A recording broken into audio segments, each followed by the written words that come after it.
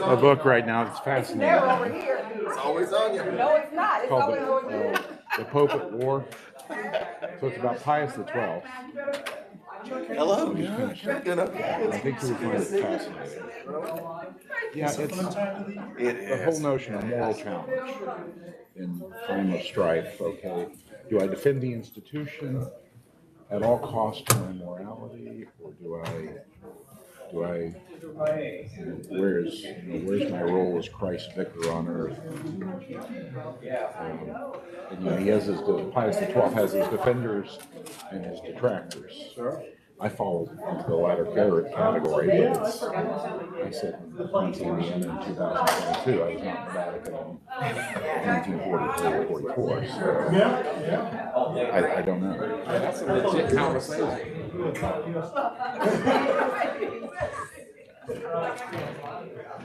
Yeah, I think it would certainly make for a sermon.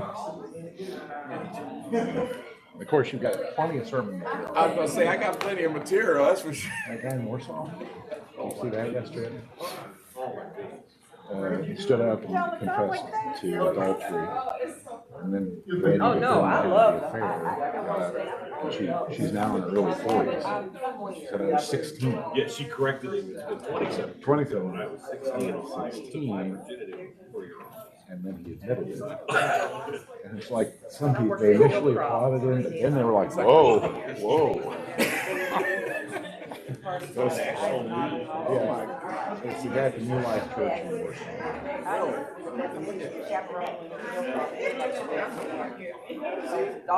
He's 60 something now. 60, he's 65. Yeah, LOW. Head pastor at a pretty good sized church up there. Andy said that Rick emailed him today asking questions about period, football but that field. We're spending all the money there, so I Okay. don't know if he's gonna stand up, but that's what He's on the list. Yeah. putting Andy up on today. Andy. How's everything? It's good to see the boss back, huh? Come on. He'd been confronted a couple weeks before, and he decided now was the time to fess up. I'm not sure his timing was.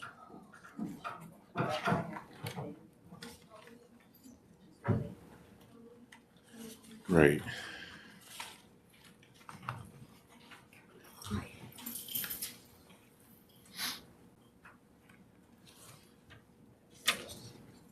This is the last day of school.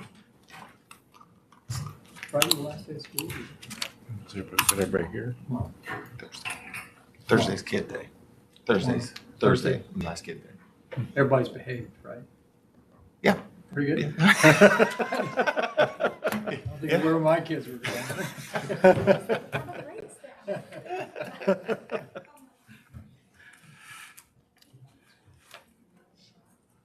So I have 5 o'clock. We'll call ourselves to order. Good evening, everyone. Good evening. Rise and join me in a moment of silence.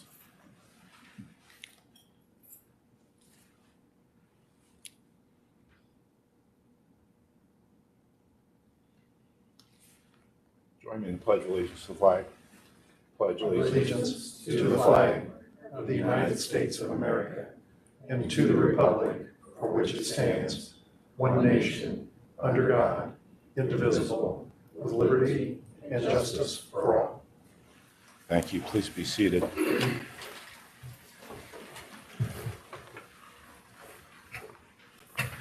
It's good to be back. Thank you. Dr. O'Neill? Present. Mr. Heater? Present. The newly minted Dr. Bales? With Tasha Barnes-Griffin? Present.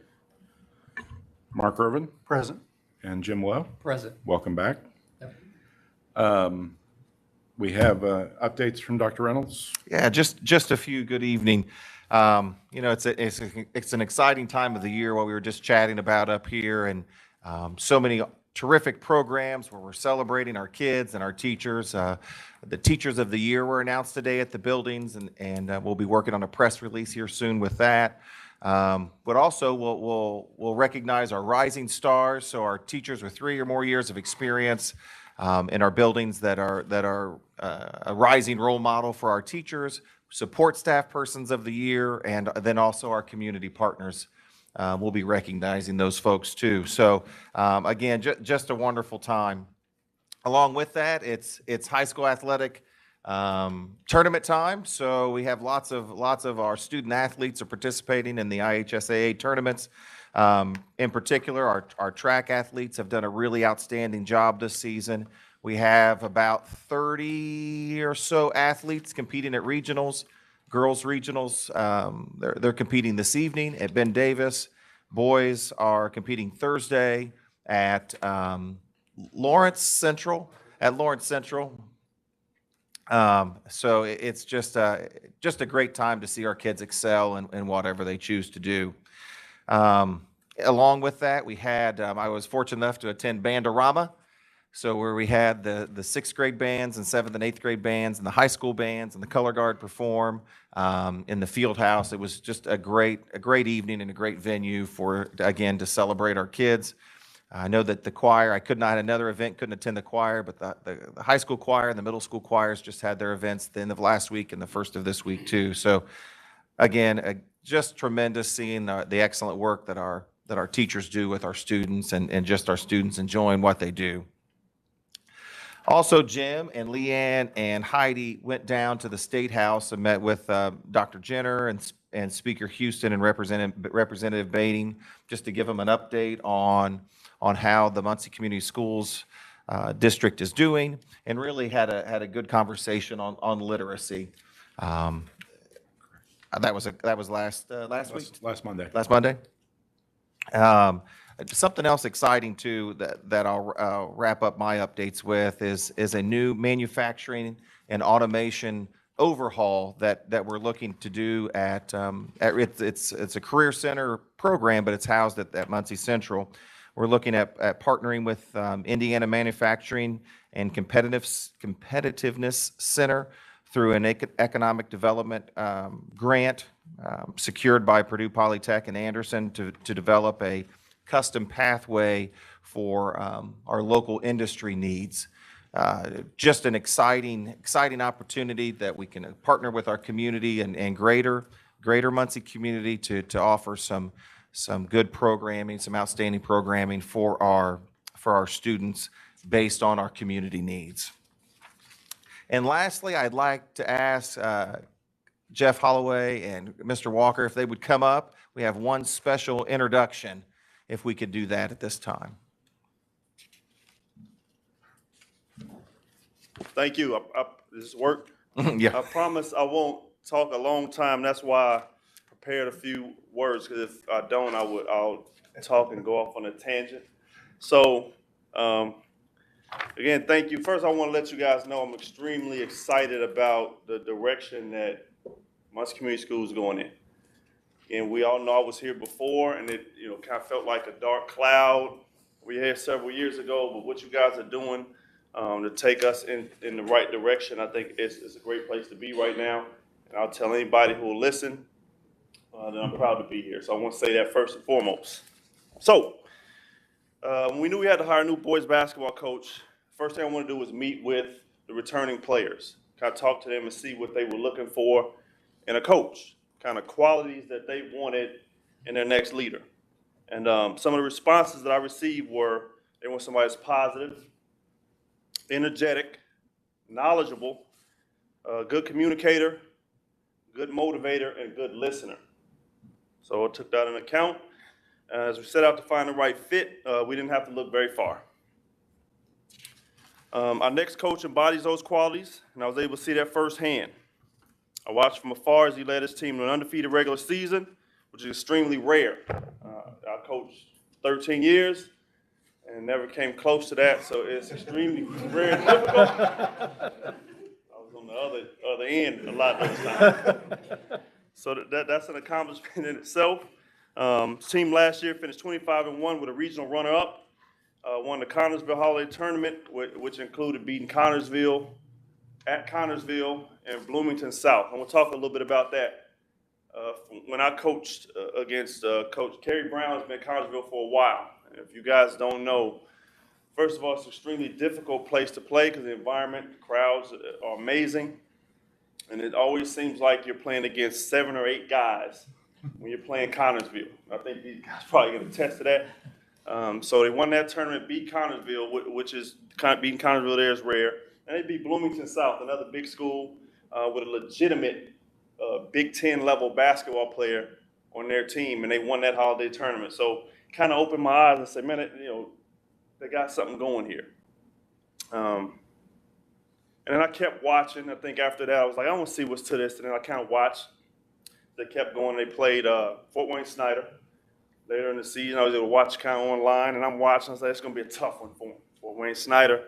And as I'm watching, they beat Fort Wayne Snyder. And what I saw was a team who was disciplined. They competed. They ran a system. And it seemed like all the players knew what their responsibility roles and what it took to work as a team. And they were going to make their team successful. So, that said, talk a little bit about Coach. I had the distinguished honor of being named IBCA District 2 Coach of the Year. And for those that don't know, the IBCA, Indian Basketball Coaches Association, is a state association. And the state of Indiana is broken up into 3 districts. North is District 1, kind of goes east to west. District 2 is what we're in, kind of goes east to west in the middle of the state. And the southern part of the state is District 3. And 2 coaches in each district get that honor to be named District Coach of the Year, and that's a big deal. And you may not talk about it, but I will. District 2 Coach of the Year is a pretty big honor.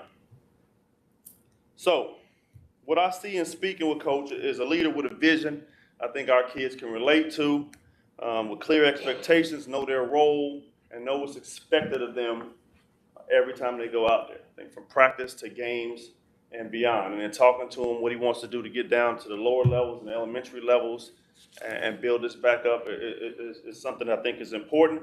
I think some coaches do. So it's an honor and a privilege for me to introduce to you Muncie Central's next head boys basketball coach, joined by his wife, Sandy, and sons Jackson and Josiah, call him Joey. And I will say this before I say it, but his wife Sandy is 1,000-point scorer in high school as well. So I don't know who best basketball player in that family is. But please give a warm Bearcat welcome to Coach Justin Owens.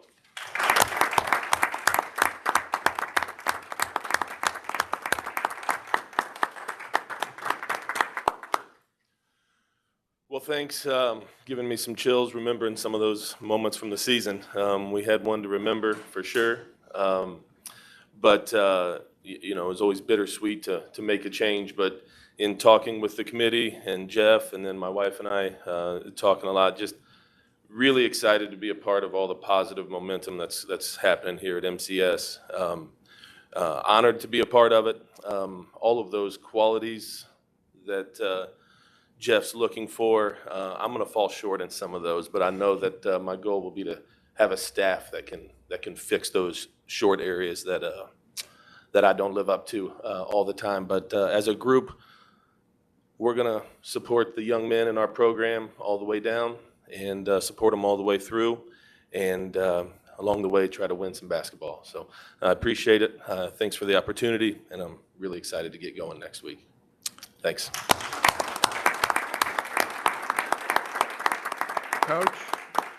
Coach, you have any?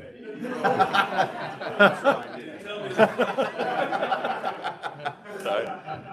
First of all, welcome. Yep, thanks. And if there's anything, at any point you want to bring to our attention, please work with Jeff and Dr. K and get it to us, and we'll take it under consideration. Anybody have any questions for Coach Ellen? I want to apologize for my phone. So I went to Union County, Okay. and so I noticed when you guys beat Connersville, and we play Connersville for centuries the Wednesday before Thanksgiving, and it used to be a rivalry. It's not any longer, though. I'm still very, very deeply and profoundly moved anytime somebody beats Connersville. And so when I was at Union County, Basil Mobby was the head coach. Yep. And that was him just now calling me Oh, that's great. to thank us for getting you away from Monroe Central. Do you know Basil? I know of Basil and certainly watched a lot of his games when I was younger. Yeah, he would call me. Yeah. And so, but that was not him. Anybody have any questions? Thank you. Welcome. Great, thanks. Mr. Holloway?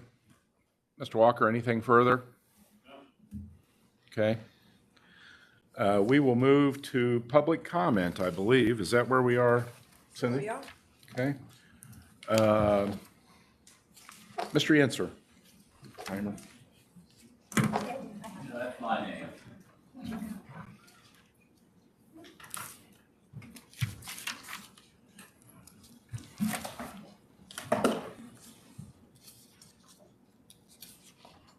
I'm Rick Yenser, former newsman and author.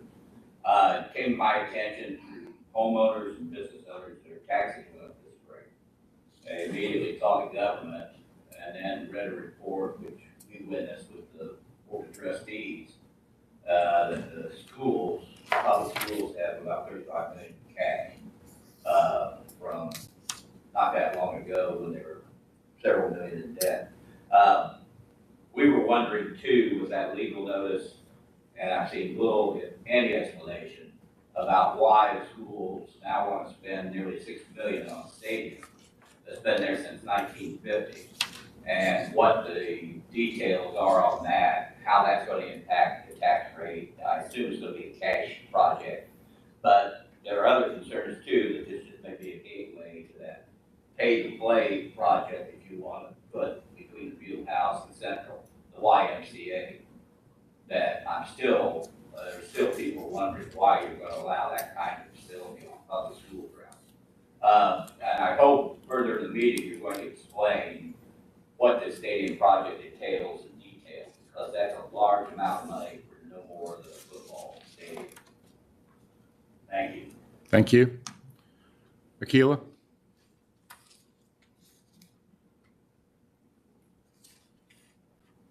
Good evening, everyone. I'm Keela. Can you hear me now? I don't know if this thing works or not. I'll speak loudly.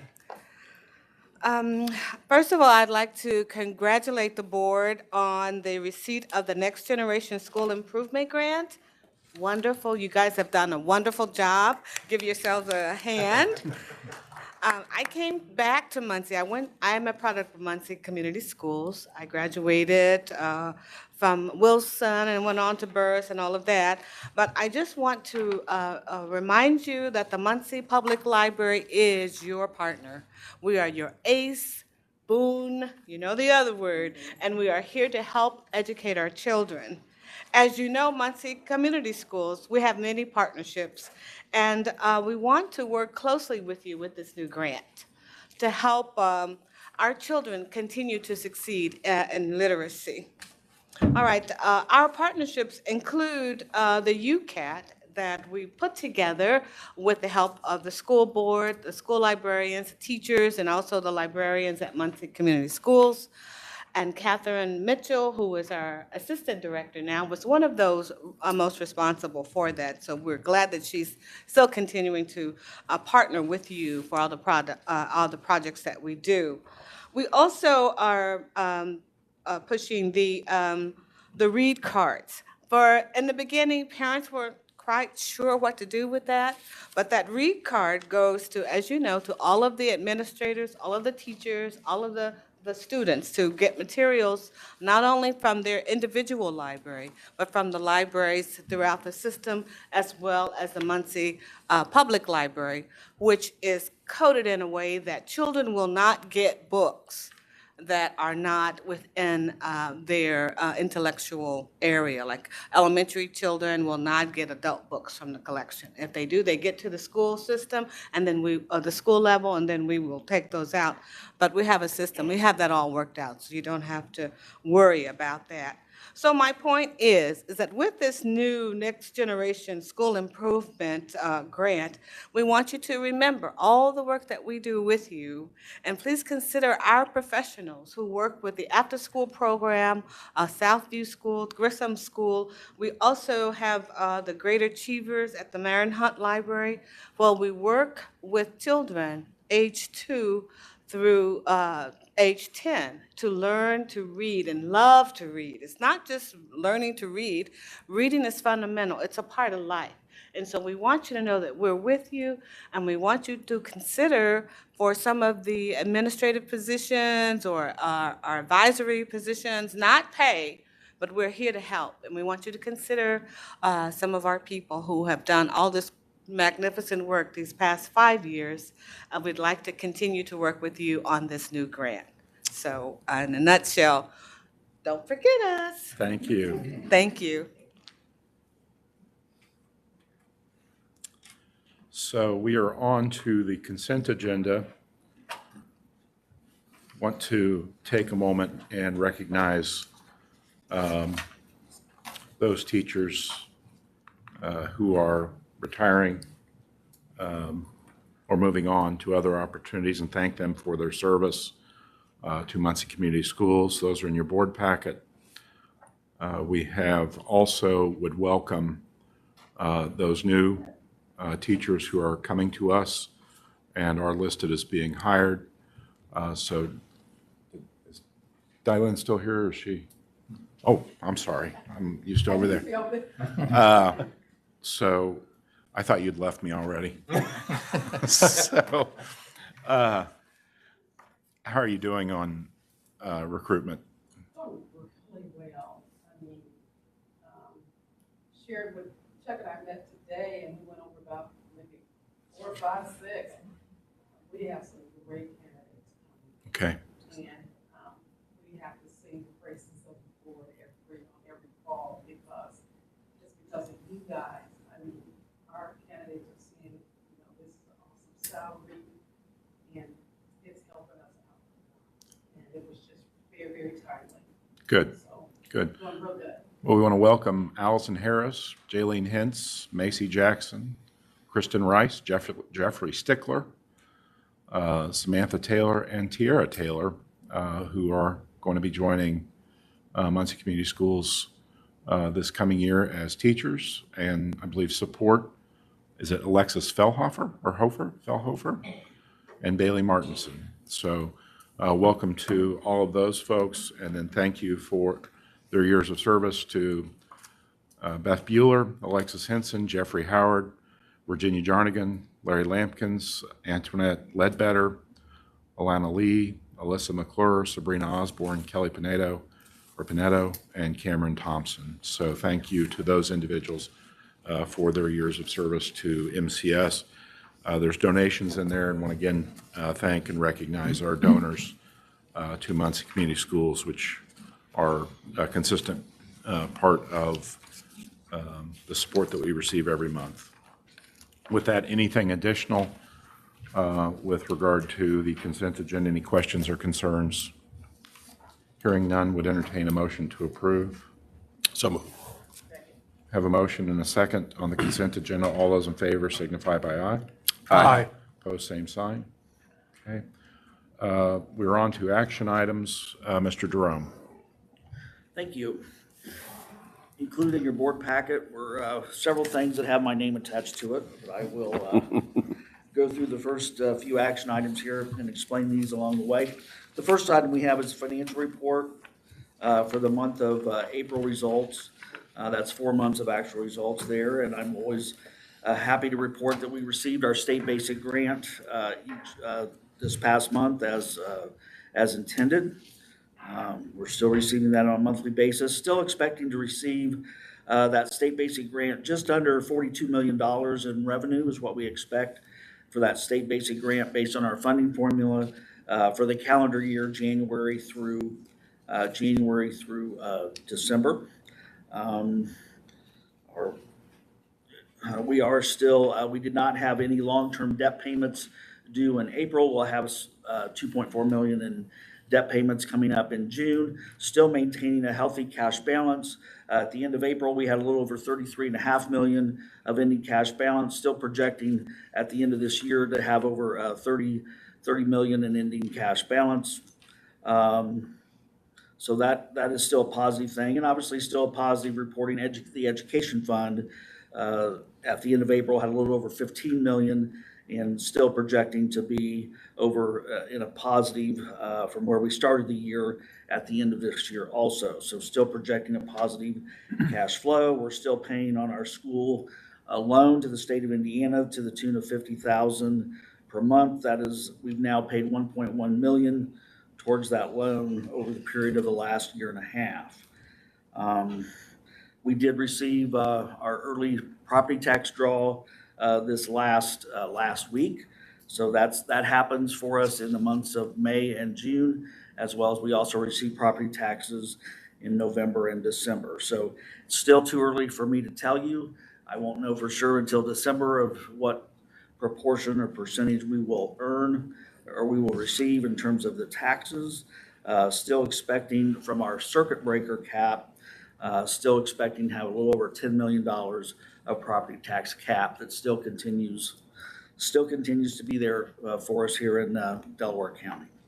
So that is really the extent of my financial report for the month of April.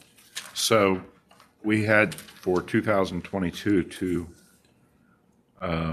reduce our budget to 12.6 million in the operating fund. Is that right? That's right. So in the second or the first half of the year, it looks like to me we've spent what, 5.7 or 4.7 million. Right. So we have 7.3 left. Right. But that includes summer activities. Sure. And then the fall. So obviously if anything major comes up, we'll have to. Well, that's the pressure point. The pressure point is in the operation fund. That's always the concern with the, we started this year knowing we were going to spend less money in that particular fund just because of the way the tax cap is working. So we've continued to be able to do that the last 3 or 4 years. We've spent less in the operation funds just because those funds aren't there.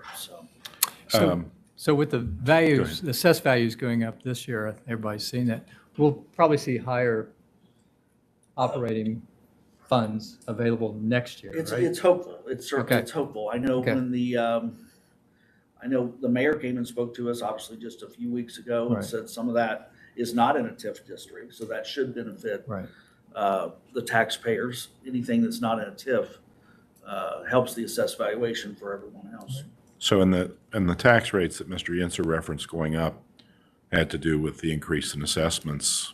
Yeah. On the countywide basis, Well, correct? I mean, obviously we as a school district are certainly a part of the overall tax rate, but we're not the 100% because it moves up or down. What we try to do is just, if we can maintain and not go up. I mean, that's always our hope is not to have the tax rate go up based on what we're doing in a school corporation. So, But nothing went up this year, correct? We had, what I saw in my tax rates was the assessed value went up, which caused my taxes to go up. The which rate is- itself was very The close. rate, to being the rate zero. is effectively the same. Yeah. Okay. Anything further concerning the financial report?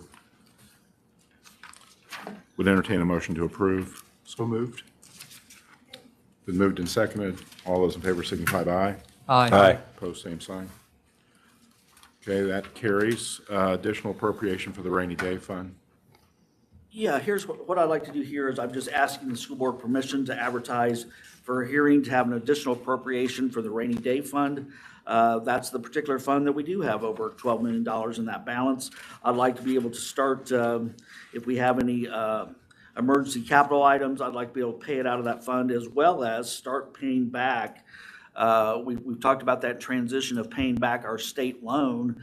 Instead of having it hit the education fund, we can start subtracting it from our rainy day fund, because that was the whole point of setting up the fund with really the balance to pay it back. So this just starts that process. So I'm just asking the board permission to advertise for a hearing to set that up in the future. Any questions? Mr. Peter, any questions on that? I do not. I mean, I think it's of note that 4 years ago, our rainy day fund had $600,000 in it. Is that correct?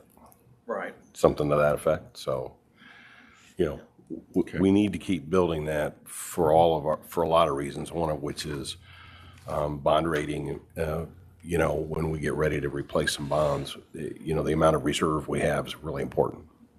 So I'd move approval. Okay, have a motion? Second? Moved and seconded. All those in favor signify by aye. Aye. Opposed, same sign. Okay. SSC contract, Mr. Brown. Thank you. Also included in your board packet is our contract renewal and amendment with SSC. They are our outside vendor that we use for custodial and maintenance facilities duties here in Muncie schools. What they have given to us for approval by our school board here tonight, it reflects a 5% increase over the prior year due to their market conditions of inflation and their intention to try to maintain a stable workforce. We have this contract price is valued at $3.8 million, $3,831,192. And they have not taken any cost of living or COLA increase since 2021, and that was a $92,400 increase. This gave us a brand new base cost of the $3.6 million. This is all paid out of the operation fund. This is certainly impacted by the economy. It's impacted by the workforce all around us. We see it everywhere we go. They struggle to maintain staff just like we do in some of our positions in support staff. We have a really good working relationship with them. So at this point, this is what we are proposing to the school board to accept tonight. Am I reading this correctly, Brad? They're agreeing to capping their increase for the next 2 years Yes. at 3% each year. Yeah, they were concerned That's about pretty- inflation for us. But at And, 3% with what's coming up is incredible. 8% is what it's ran, we know, on inflation, I think, at some metrics or some measures. And they could go right up to that, but they're trying to work with us, and they know what we're up against. Right. What they will do, they'll go out and raise what they pay their employees based on our contract, so. So they, in discussions on this contract, did they commit to any level of pay for their personnel? Well, yeah, they will. They'll increase at least $1 per hour. Where are they now? Some of their beginning pay is 11. So they're going to struggle to They struggle. get people at They 11. struggle. We pay them, their payment comes out of operations? Yes.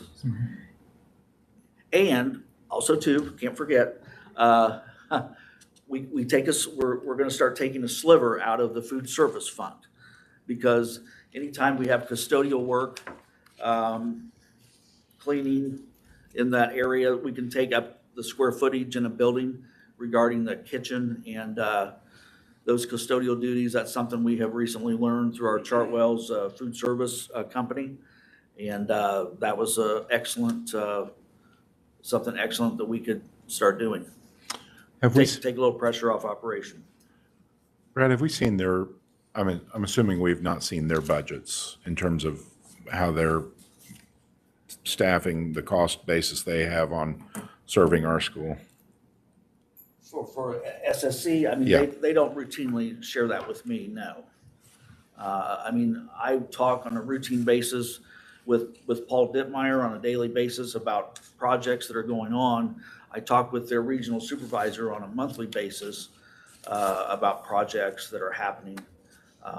But they echo the same thing. Staffing is the biggest thing in the Midwest right now. Do they have other schools they serve? Oh, yeah. They called me today because of some new schools they were adding in Michigan. They have some schools around Indianapolis. Those were the ones that came to mind right away. How many employees do they have serving MCS, do you know? There's probably at any given time, they probably have at least 50. Did Jay County use SSC? We did not. They addressed that and they accepted Chartwell's, which is an SSC company, for food service there, but not the maintenance and facilities. When we started using SSC in like 2016, who do we have before? I think it was all in-house by someone who knows or remembers better than me. It was. Yeah. Is that right? Yeah, so the initial contract, well, there was an amendment in 17, but it looks like it went back to 16.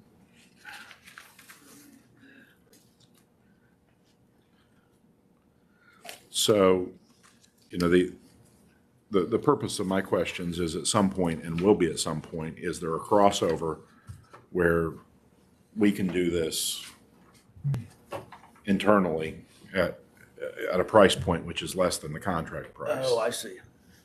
And We have not studied that in terms of to go back to that model. We have not looked at that. and this is an annual deal at this point, right? This is an annual deal. The one thing that they did for us, because they said Muncie was behind whenever they did take over the contract, they had to purchase a lot of fleet vehicles, you know, and then that was built into some of those early price points and early contracts. Okay. So just the equipment to maintain, that's always out there too. And I have to tell you, looking through their level of service agreement, which is the addendum Right. schedules, it's pretty phenomenal what they do Yeah, no, I for don't, this price, yeah. yeah, I don't, I'm not at a point where Yeah. I'm out of But your point is well taken. thinking It's that we're across, there, but there may, Yeah. depending on inflation and Right. control of labor costs. You know, there may be a situation where we say, okay, in order to get where we need to be, we'll Sure. pay people more. But Right. again, that's why I asked about budgets, because Right. I assume there's some significant fixed costs here Right. that are being managed. And those have, clearly, they're not going down. So, okay. Any additional questions? Would entertain a motion. Second? Moved and seconded. All those in favor signify by aye. Aye. Opposed, same sign. Okay, we'll show that. Construction manager for Westview. Thank you. Also included in your board packet for the school board to consider tonight is the permission to award a contract for construction manager as constructor. And this is for the Westview Elementary renovation project for the years of 2022 through 2024. This is entirely funded through ESSER funds, the ESSER federal government funds. These funds run out and, they expire in September of 2024. So obviously what we had chosen to do was use as much of our ESSER funds as we could for three specific school buildings. This is the last building that we had slated to use up all those funds. We currently are at EWA. We currently then are at Southview Elementary, and then Westview Elementary was the third one. The core construction and CGA and Associates, they have been our construction manager for the first two schools that we had done, and we had done an interview process last week for this last particular project, and that's where this recommendation comes from our committee of myself, Dave Heater, as well as Ryan Benson from the architectural firm. I do have Bryce here with us from Core Construction that's there in the audience. We have worked with Schmitz and Ice Millers on this process to make sure that we've gone through the right steps. Really, we're just so blessed that the ESSER funds have allowed us to do this. At this particular school, a little bit different than what we were doing at Southview and EWA. At EWA and Southview, it was pretty much let's eliminate the open concept. Let's add some doors and let's make it where each teacher is allowed to shut a door and have a traditional classroom. At Westview, it's been really able to be described as adding some square footage, adding some footprint, hallways that perhaps were built in 1952, now adding some classrooms across the hallway from that, and utilizing perhaps maybe some better parking or traffic flow, which might increase some parking and getting in and out there a little bit better. We are actually going to put 4 portables there, even for this fall, which Core has helped us. You'd be surprised how difficult it is to just try to get portable classrooms, where that did not used to be an issue years ago. But the whole supply chain process has dragged that out. So in any event, we're asking the board to give us permission to utilize Core. Core has helped us immensely with these 2 previous projects. That was the overriding recommendation. We felt like they would continue to help us with this project to bring it in under budget and on time. And that's our recommendation for the board tonight. Dave, what would you, of course you are good with that, but were there any key takeaways? Yeah, there were a couple things. One is the amount of work a construction manager does for us is significant. When you start talking about the coordination of getting work done while the buildings are open. I think that was one of the things that impressed me the most about Core, was the steps they take to make sure there's safety. I think that, I mean, from our perspective, I think that's one of the most important things. If you remember when Sarah Anglin was here, she talked about Bob the Builder. We met Bob the Builder, didn't we, Brad? He came to the presentation, and it was really kind of cool. He was very excited about that opportunity to kind of be part of the education process. He knows that's not his responsibility. His responsibility is to keep the building safe. But it was eye-opening for me. I've not participated in that before. I know, Jim, that's something you do all the time. But I think the key takeaway for me was Core is very professional. They understand what it's like to modify a building when it's open. And that's just a hard thing to do, because we have enough distractions in schools every day, let alone hammering and building. So it was a good process, and we're pretty lucky. I think having an architect there was helpful also. But I think more than anything, there's a relationship that Brad has built with Core that I think we talked about. Core saved the corporation about $350,000 in some pricing that they found with, was that EWA or is that with? EWA. Okay.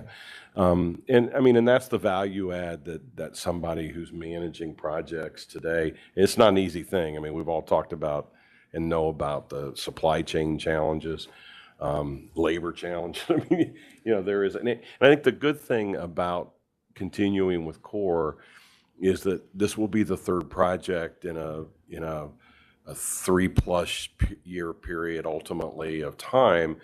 And so when it does, they understand what it's like to build in Muncie. I mean, we all have our own unique challenges geographically. But knowing permits, knowing people, knowing subs, knowing, I think there's real value there for us right now. So that was a long-winded answer, but I would certainly move approval of that recommendation. And you can't overemphasize the fact that they're very efficient of getting in and getting out, which saves us money, labor dollars. So get in, get it done. Okay, we have a motion. Second. Now been seconded. Any additional questions? Okay. With that, all those in favor signify by aye. Aye. Opposed, same sign. Okay. Thank you, Core, for all the work that you've done. Excited. I think everybody's excited for the results, and was at Southview last week, and I know that teachers and students and everybody are very, very, very anxious to have that project on the rails and moving towards completion. So, Ms. Phelps, security agreement. Mr. Jerome? Yep, I'm going to do that. Sorry. That's okay. We're passing the baton. That's okay. Also in your board packet tonight is an update, something different for us is an external agreement for security for Muncie schools for this next school year. It would be with Legacy Life Security to provide SROs for us and security in our schools. And we've had the chance to work with Mr. Scaife and his officers for the last few months.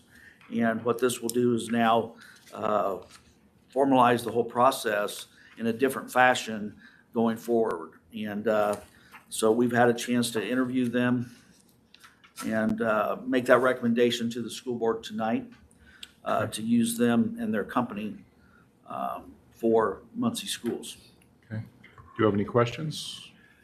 I see Pastor Scaife is here. Any questions? I guess the question I have, and I'm terribly excited about this, I think this is an opportunity for us to really step up the game in something that's really important, and that is, the feel of the buildings. So my question really is to Chuck, and I don't think Chris is here certainly.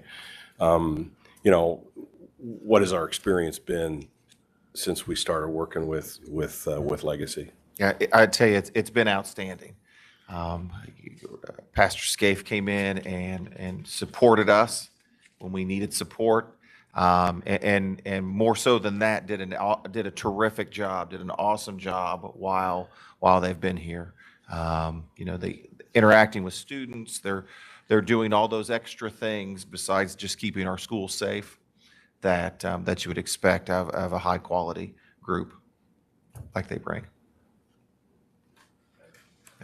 Mr. Holloway, you're on the edge of your seat. Do you? I'll add to that. I'll say there's kids who you wouldn't even think that you see interacting with him on a daily basis, and you kind of look twice, but that's what he does. Right? So it's not just that aspect of it. I think it's building relationships with kids. So now you can go back and think that, and if there's an issue, I think he can get to them before something happens. I've seen that firsthand every day. So that's going to be our signal, Jeff, is when you move up on your seat. I think he's ready to enter the game. I'll call your number and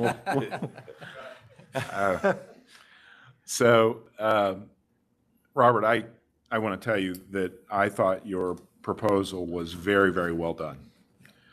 I appreciated the work that went into it, the research that went into it, notwithstanding my gratitude and the board's gratitude for your selfless assistance earlier this year on the basis of a phone call or two. And for that, as I've told you before, you certainly have my everlasting gratitude and respect. So with that, any additional questions? No question, just a comment. I just mimicked you because I think we were in a crisis and we were able to call you. You responded to that call. And so we appreciate that, but also that call, but responding to the call in our students' lives. Like I hear it, I'm sure others who are close to kids hear the impact that you're making. Some positive, like, oh, we like them, and others like, man, we can't even make TikToks in the bathrooms anymore. In the hallways without passes. They're always upstairs. No, they're doing their jobs. So thank you. Thank you. So, Need a motion? yeah. Motion to approve. Second. Moved and seconded. All those in favor signify by aye. Aye. Post same sign. Okay. Thank you. We look forward to working with you and your crew. I imagine that wasn't based on our discussions and what you've done for a living in wearing a number of different hats. That's not the first call you've received. So thank you for answering ours.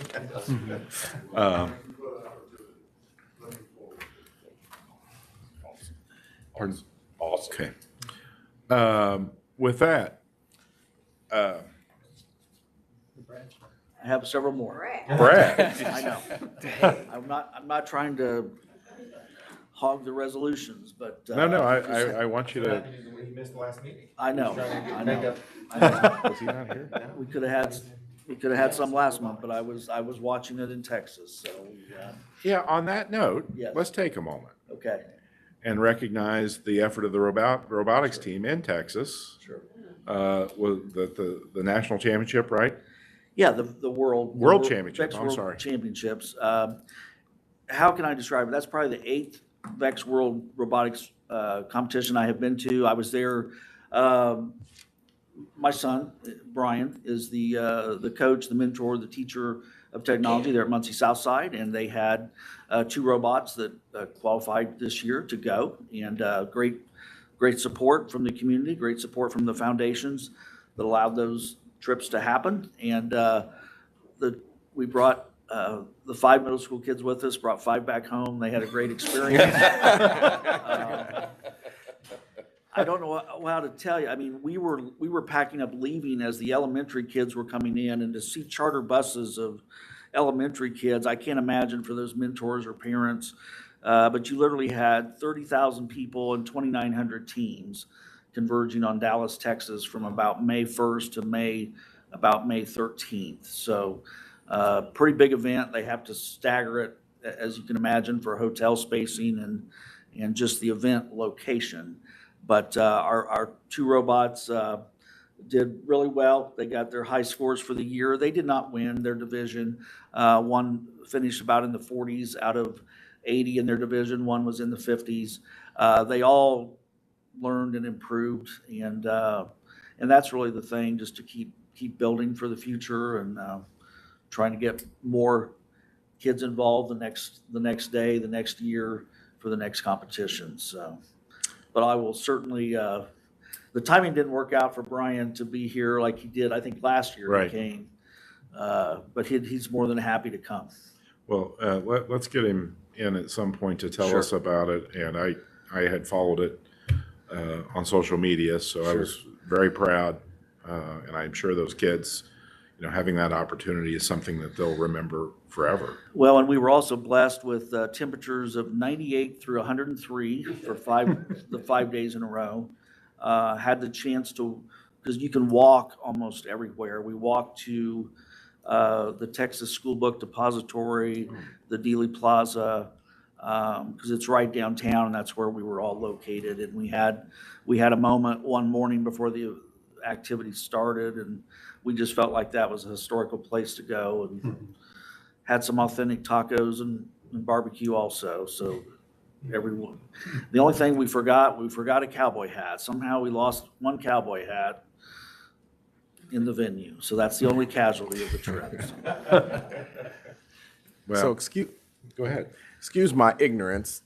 Can you explain some of the criteria for the competition? Right. How does that work? I mean, I'm envisioning the vet- robots fighting or something, Well, it's a great monopoly that the VEX company created 15 years ago, because they change the game every year.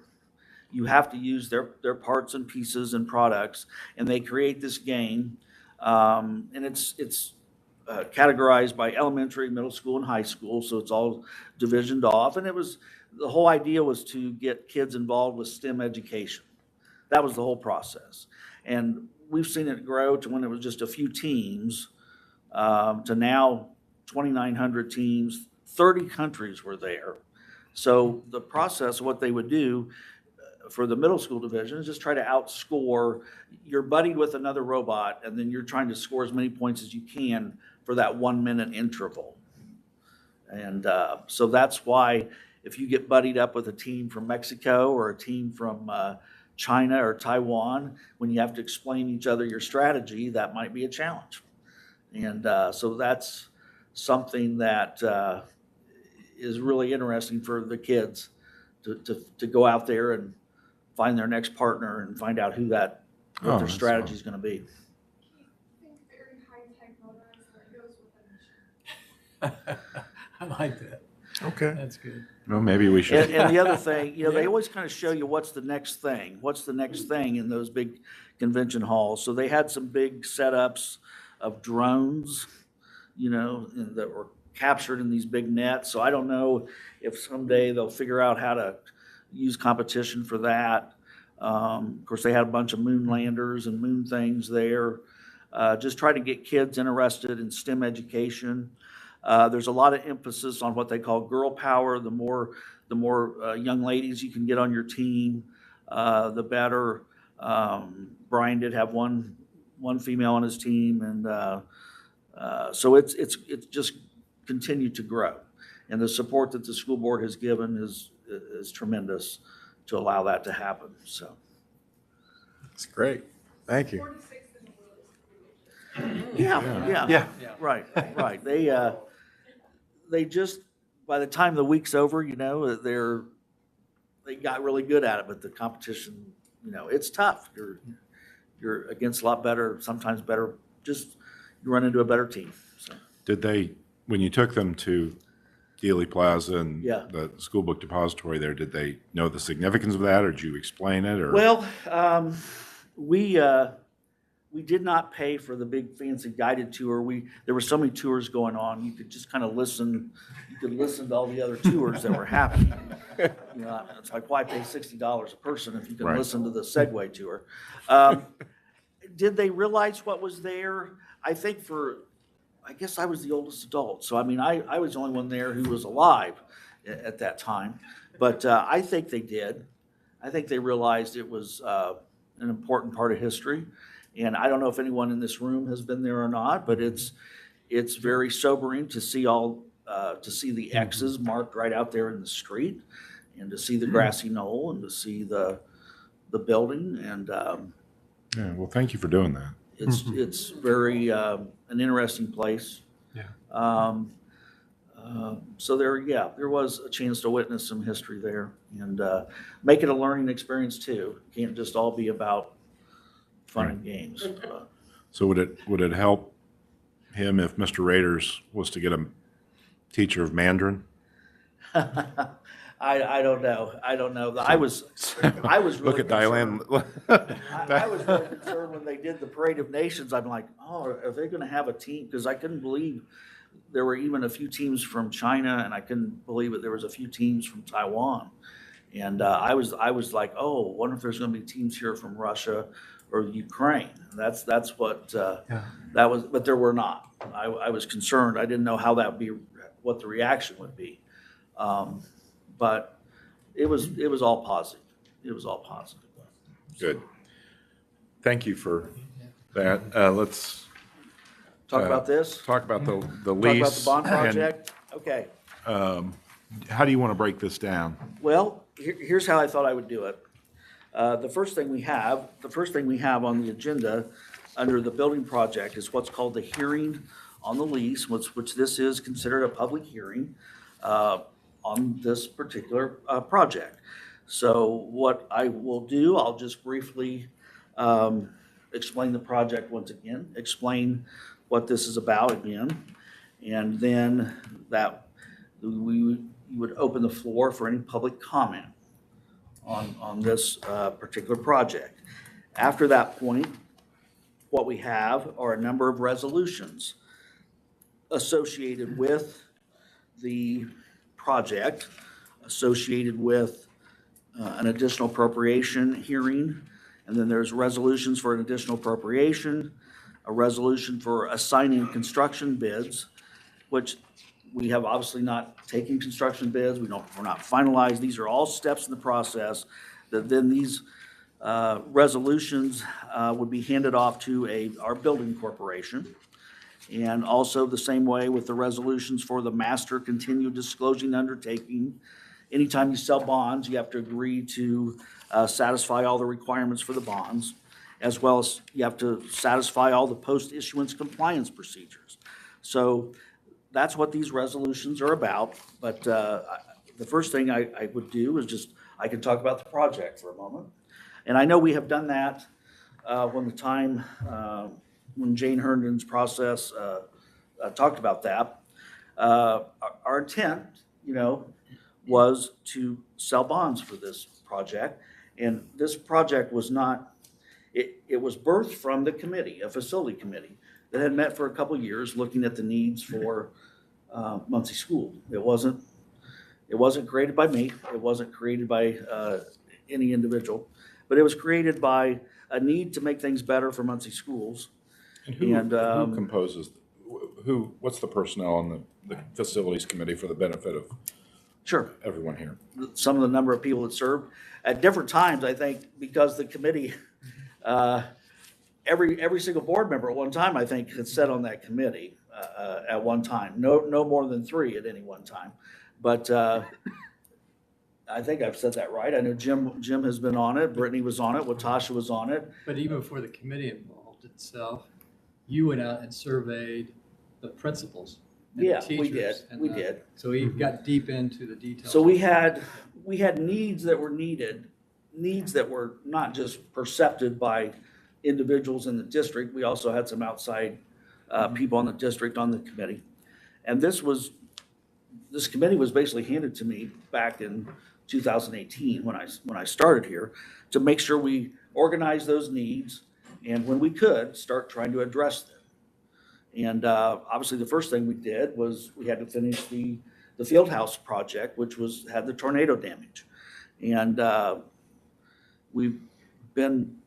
and then we went on to finish the heating and cooling and spending the 2014 GO bonds that was needed for those particular buildings that were online for new heating and cooling. For this project here, it's really a carryover of what the committee identified as priorities. That the priority was we can do better. And the football facility, a cement structure that hadn't had a lot of TLC, hadn't had a lot of tender loving care over the last few years, needed to be replaced. It's in the ground, it leaks.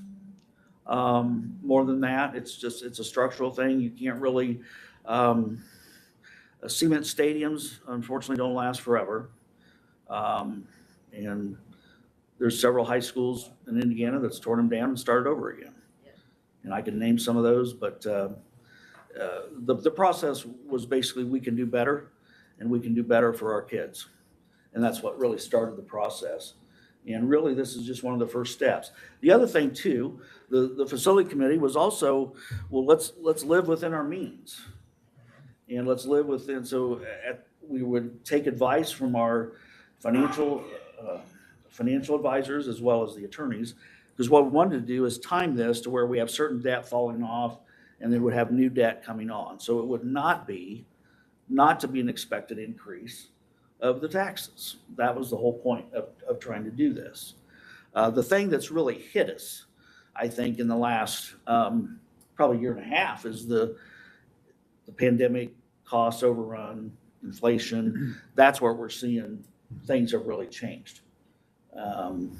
So in any event, this particular project was going to include a football stadium, tear down and rebuild brand new, a turf field, where not only do you do football, you do soccer as well, or band, or whatever is out there.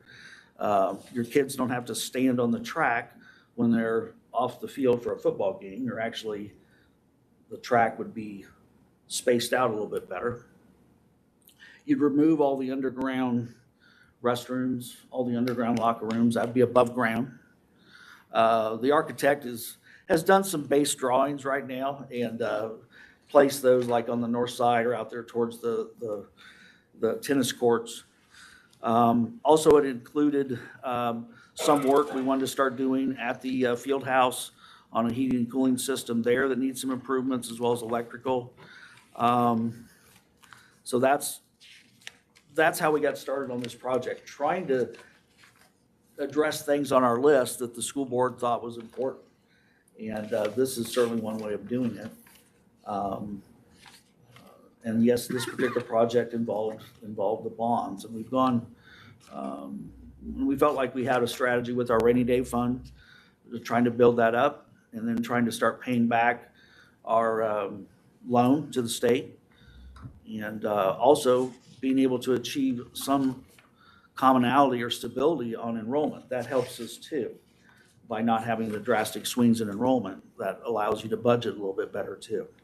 So in any event, for this particular public hearing on the lease, it's set up as a lease because of the Muncie Building Corporation would be the leaseholder, and they'd turn around and lease the building back to us. That's why it's set up as a lease.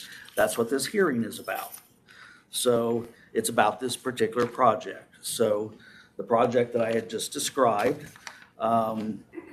will include some work that we're going to do at East Washington. And once again, these are all still unnamed or unspecified just yet of what we would actually do. The hangup comes in once we spec the project, and then you have to take bids. And our attorneys are cautioning us that things are high in the marketplace. So we could be forced to come back to the drawing board and come back to the school board and say, hey, this is what we're looking at now. So in any event, I guess I'm going to kick it back to you to, Okay, so we to will, have a public hearing on this particular lease for the Muncie.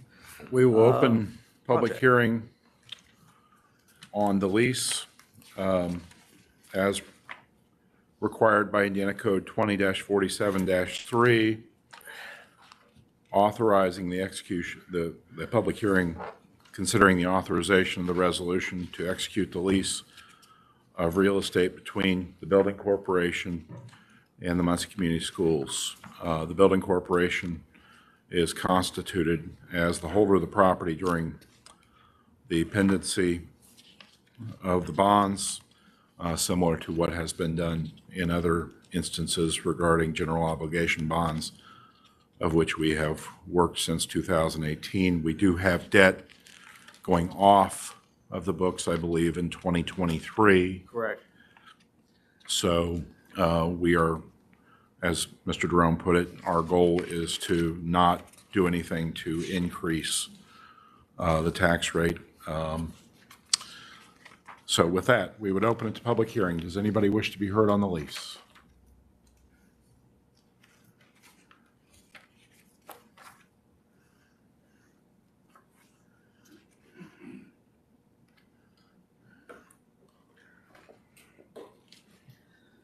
Please state. Rick Yenser, former newsman and author.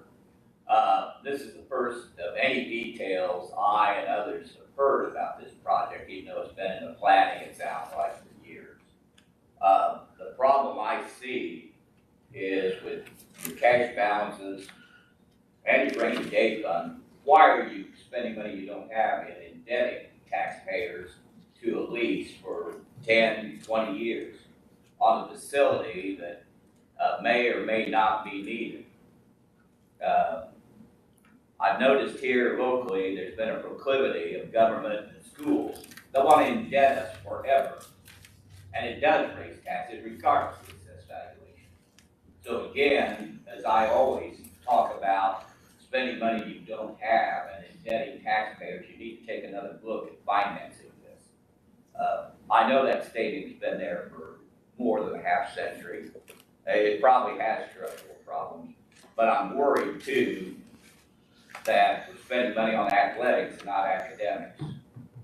Besides, that talk that we heard not so long ago from the trustees, there's nothing but graduation rates or scores or academic achievement, while we're still sitting here spending money on facilities. But again, I encourage the board not to create a debt for this project because you've obviously got the cash to do it. Thank you, Mr. Yenser. Thank you. Anything further?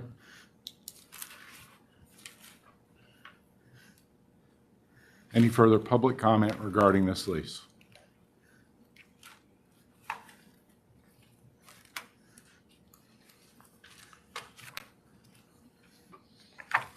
Any comments from the board? I just think we should reiterate the fact that, you know, we can do better. I think there is, you know, it's a facility that is not representative of our school corporation. In fact, it's the opposite. It's a bad representation. The second is we are living within our means. I think if you travel around to some schools, what we're doing is far more modest than some schools are doing, but it's necessary. I think we're the only school in our conference without a turf field. So there is some pressure that we have to compete. And lastly, it is important to keep our borrowing capacity where it is. That's a strategy that is important, in my opinion, to our school corporation, particularly if it's within the means that we've set out. So I think it's really important for us to move forward. And Mr. President, I'd make whatever motion needs to be made to make that happen. So, anything further? I just want to say I'm excited to give our students a facility that they can actually be proud of. Great. So if there is no additional public comment, we will close the public comment session. Okay? So we have a motion from Mr. Heater. I'll make, with your permission, make that a motion to close the public session. So moved. Do I have a second? We have a second from Mr. Irvin. Any further discussion? Okay, we have a motion and a second. All those in favor signify by aye. Aye. Aye. Opposed, same sign. Okay. Now, Mr. Jerome, we are moving to the action item in 7.02, Well, 6.02, I guess. well, 6.02. Yeah, in the memo, Okay. it went as Oh, okay, 7.02. gotcha. Okay. So, This would be asking the school board permission to accept the resolution for execution of the lease. okay. That item is in your board packet, and again, that's consistent with Indiana Code 20-47-3. Do I have any questions regarding the resolution? With that, would entertain a motion to approve the resolution. Been moved and seconded to approve the resolution. All those in favor signify by aye. Aye. Opposed, same sign. Okay, we'll show that passed. We have an additional appropriation hearing. Right, yes. Let me just give you a brief introduction again, and then once again, we would ask the board chair to conduct a public hearing for an additional appropriation. This particular additional appropriation is confined to the building project for these particular bond sales that we have been referring to. So by having money received, if you receive bond sales, you still have to have an appropriation to be authorized to be able to spend it.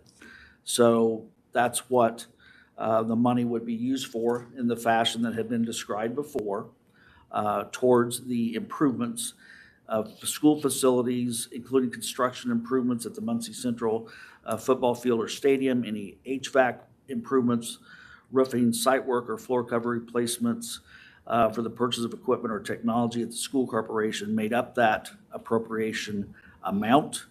The funds to meet such additional appropriation are provided by the sale of the real estate of property that would be leased from the Muncie Multi-School Building Corporation.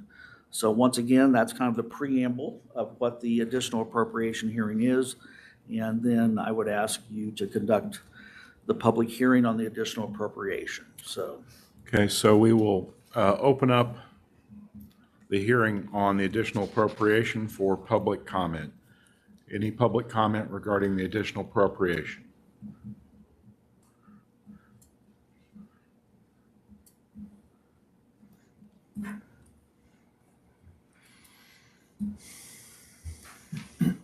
Rich, yes, sir. Former newsman and author. Given the conditions that you laid out here, at least, and bond for this project, I would hope you do two things. Make it local. Give local financial institutions the opportunity to hold these bonds. And also, unlike other projects that I've seen with those schools and government, use local union labor. Because again, I'm troubled that government and schools ignore union labor in construction of public projects that are paid by taxpayers. Thank you, Mr. Yenser. Any additional public comment regarding the appropriation?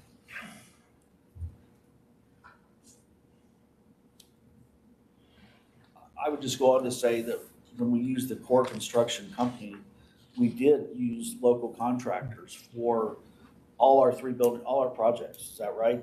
And that's what we had done. We had done that. So. Pardon? Okay, you need to leave. Okay. Would entertain a motion, if there's no additional public comment, I'm looking, seeing none. Would entertain a motion to close the public hearing. So moved. Been moved and seconded. All those in favor signify by aye. Aye. Opposed, same sign. Okay, now we're on to the additional appropriation, which is the resolution you have in your packet. Just looking for a motion to approve. Okay. Moved. Second. Second. All those in favor signify by aye. Aye. Okay. We are on to then assigning construction bids. That is correct. Exhibit C, and that's a series, that's also a resolution. And looking for a motion to approve. Obviously, we've not received any of these yet. We're not done with design and specs. But when they would be received after the appropriate legal time, it would be assigned to the building corporation. That's what this is doing. Okay. Very straightforward. Would entertain a motion. Have a motion from Mr. Irvin. Second. Second from Mr. Lowe. All those in favor signify by aye. Aye. Opposed, same sign. Okay, we'll show that passed. The master continuing disclosure undertaking. Right. Once again, presented in your board packet, these are just resolutions to make sure we follow the rules after you sell bonds. That's what the next one is as well, the post-issuance compliance procedures. So Exhibit D and E, those two resolutions are just to make sure we're in compliance after those bonds would be sold. Yes, and that's an important part of what we're doing. It is very important. With that, any questions concerning compliance requirements? Entertain a motion? So moved. Moved. Second. Second. All those in favor signify by aye. Aye. Opposed, same sign. Okay. Post-issuance compliance, Same thing. similar. Again, would ask that all board members, and I'm assuming everybody's familiar with those post-compliance requirements, but those are critical, as we've seen. So with that, a motion to approve. So moved. Been moved and seconded. All those who are in favor signify by aye. Aye. Opposed, same sign. Okay. We will show that passed. Mr. Jerome, do you need anything further from me today? Or I from do the not. board, I should say. Thank you. Welcome back. Sorry you got hit with that. 10 resolutions. I could not do this, though, without really fine legal help, and the folks at Ice Miller are helping us quite a bit to try to make sure we're keeping all this straight. We have, obviously, cores here tonight. We have 3 building projects going on. This is obviously becomes our 4th one. So it's all a matter of making sure we're putting the right things in front of the board. So you will be able to, in due time, see some drawings, see some specs, see some what-ifs about what we might make this look like there at the football stadium. So. Thank you. I mean, I think thank you for your work and for everything that went into it. Now, I know Ms. Barnes-Griffin needs to escape us here in just a moment. But Dylan, do you have one more meeting or is this it? Okay. Okay, I just want to make sure that I don't miss it. You look relatively stress-free, so I was fearful that this was it. Well, good. I'm glad you have another one. We do have a board education session. Has that been set? It's not been set. So we have to set that, sorry. I just wanted to the ship of state should be able to steer itself. Anything further? Dialogue of board and future recommendations? I don't have anything. Thank you all for keeping me in your thoughts and prayers. I'm feeling much better. I just have one quick thing, since this is our last meeting of this school year. I just want to say thanks to our faculty and staff I know this was a really hard year for educators all over the country. It's not unique to us. And they went above and beyond as always, trying to navigate a new post-COVID normal. And I continue to be impressed by all of them. And I'm so, so grateful for how they love our kids and teach them well. So I hope they enjoy a restful summer, and I'm so appreciative. Absolutely.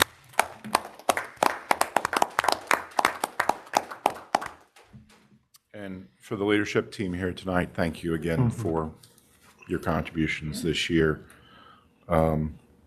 It's been an interesting year, so. And I will say, glad to have you back. Thank you.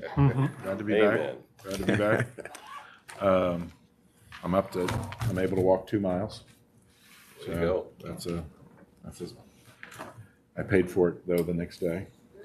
So, I don't know. It's, time to get back in the game. So, okay, anything further? I think we have one board member with a graduate this year. Is that right? Okay. Exciting. Right. Nice senior award night, so we'll go.